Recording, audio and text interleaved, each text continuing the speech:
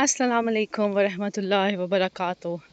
Karbala सिर्फ एक तारीख़ी वाक़या या एक साने का नाम नहीं है, बल्कि करबला इंसानियत, गैरत और दीन इस्लाम की बका का एक अबदी मदरसा है। सदियों से ये सवाल दोहराया जाता है कि इमाम हुसैन अलैहिस्सलाम ने अपने पूरे घराने की कुर्बानी क्यों दी। करबला हमें क्या पैगाम देता है। आज की इस वीडियो में हम किसी आम जज्बाती गुफ्तगू की बजाय मक्ते फ़िक्र के मोतबर और मुस्तनद तरीन कुतब के हवालों से ये समझेंगे कि मौला हुसैन का अक्सर मकसद और पैगाम क्या था। जब इमाम हुसैन मदीना से रवाना हो रहे थे तो उन्होंने अपने भाई मोहम्मद बिन हनफिया को एक वसीयतनामा लिखा। ये वसीयतनामा करबला के पूरे मिशन का मायनी है। शिया कुतुब की मशहूर किताब बहारुल अनवार जिल्द नंबर 44 सफ़ा नंबर 329 में इमाम का ये कौल महफूज है। मैं किसी सरकशी, तकब्बुर, फसाद या जुल्म के लिए नहीं निकल रहा, बल्कि मैं सिर्फ अपने नाना हज़रत मोहम्मद सल्लल्लाहु अलैहि वसल्लम की उम्मत की इस्लाह के लिए निकल रहा हूँ। नाज़रीन, करबला का सबसे पहला और बुनियादी पैगाम अमर बिल मरूफ़ और नही आनिल मुनकर यानी नेकी का हुक्म देना और बुराई से रोकना है। इमाम हुसैन अलैहिस्सलाम ने इसी वसीयतनामे में आगे फरमाया, मैं चाहता हूँ कि नेकी का हुक्म दूँ और बुराई से मना करूँ।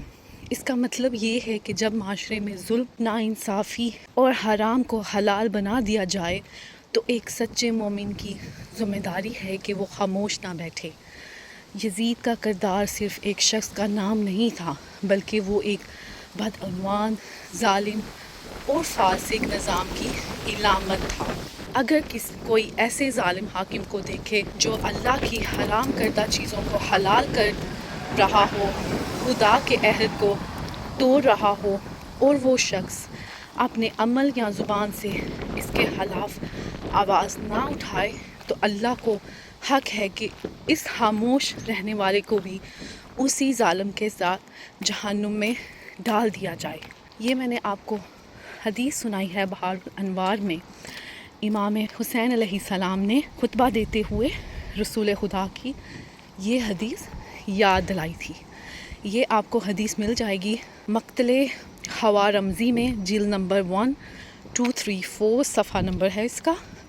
तो आप वहाँ पे ये हदीस नोट कर सकते हैं, जिसमें इमाम हुसैन अलैहिस्सलाम ने फरमाया, अगर कोई ऐसे जालिम हाकिम को देखे जो अल्लाह की हराम करदा चीज़ों को हलाल कर रहा हो, खुदा के अहद को तोड़ रहा हो और वो शख्स अपने अमल या ज़ुबान से इसके खिलाफ आवाज़ ना उठाए, तो अल्लाह को हक है कि इस खामोश रहने वाले को भी उसी जालिम के साथ जहन्नुम में डाल दे। तो ये सबसे पहला जो पैगाम हमें मिलता है करबला से, वो है खामोशी मज़लूम, जालिम के जुल्म को तक़वियत देती है।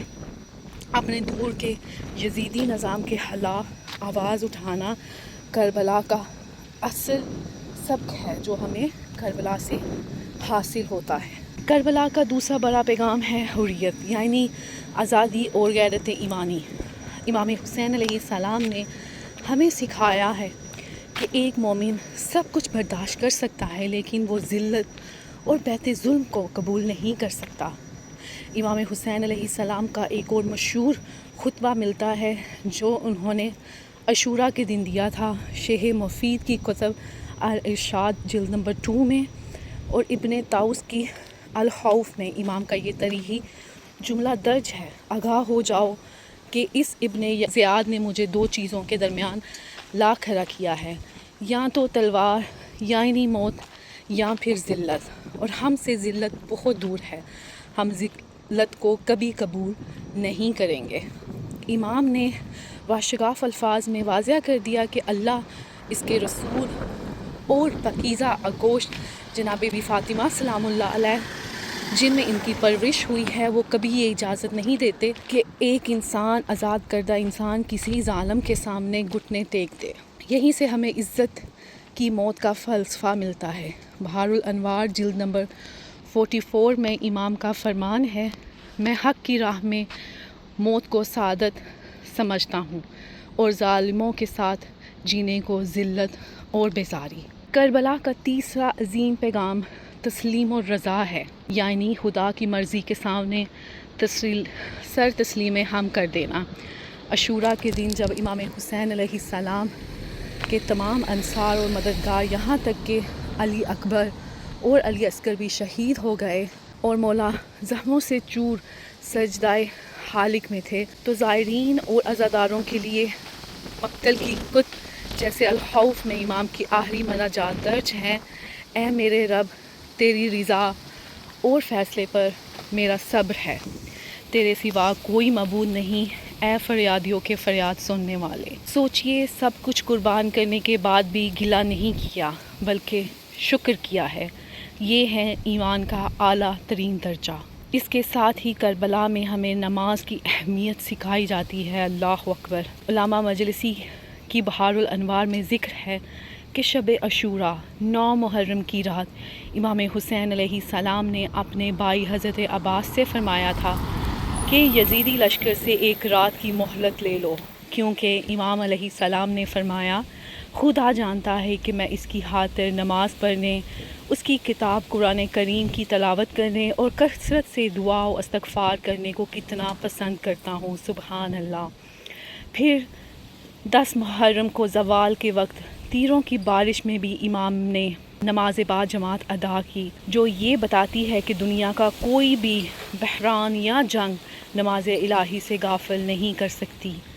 معزز ناظرین، کربلا سن 61 ہجری میں ختم نہیں ہوئی۔ امام جعفر صادق علیہ السلام کا ایک مشہور قول احادیث کی روشنی میں اکثر نقل کیا جاتا ہے: ہر دن عاشوراء ہے اور ہر زمین کربلا ہے۔ اس کا مطلب یہ ہے کہ حق اور باطل کی یہ جنگ ہر دور میں جاری رہے گی۔ آج کے دور میں کربلا کا پیغام یہ ہے: ہم اپنے وقت کے مظلوموں کے حق میں آواز اٹھائیں، چاہے وہ دنیا کے کسی بھی کونے میں کیوں نہ ہوں۔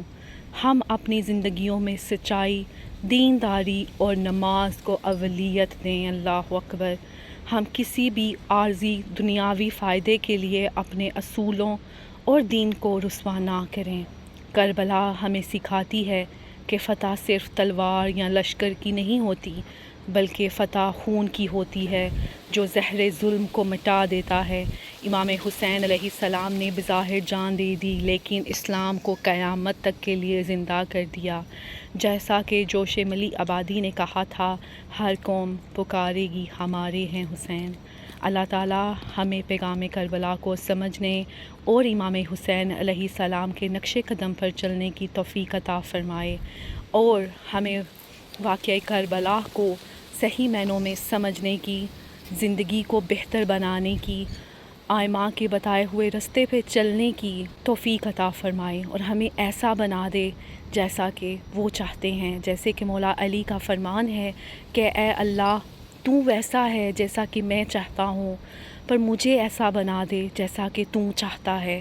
اگر آپ کو یہ معلوماتی ویڈیو پسند آئی ہو تو اسے شیئر ضرور کریں، اور کمنٹ سیکشن میں اپنی رائے کا اظہار ضرور کریں کہ آپ 10 محرم سے کیا سبق لیتے ہیں۔ کیا کوئی چیز ایسی ہے جو آپ کی زندگی کو بدل سکتی ہے؟ کیونکہ کربلا ہمیں بدلنے کا موقع دیتی ہے۔ کربلا سے ہم زندگی کا درس لیتے ہیں۔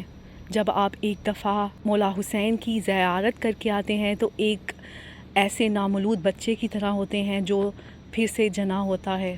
تو میں ایک نئی ویڈیو ضرور بناؤں گی انشاءاللہ، جس میں ہم ثواب زیارت امام حسین کا ذکر کریں گے، اس کے بارے میں معلومات حاصل کریں گے انشاءاللہ۔ وہ بھی بہت جلد آپ کی سامنے پیش کروں گی انشاءاللہ۔ تو مجھے ضرور کمنٹ باکس میں اپنی رائے کا اظہار کریں، اور اپنا بہت خیال رکھیے گا۔ لبیک یا حسین۔ اللہ حافظ۔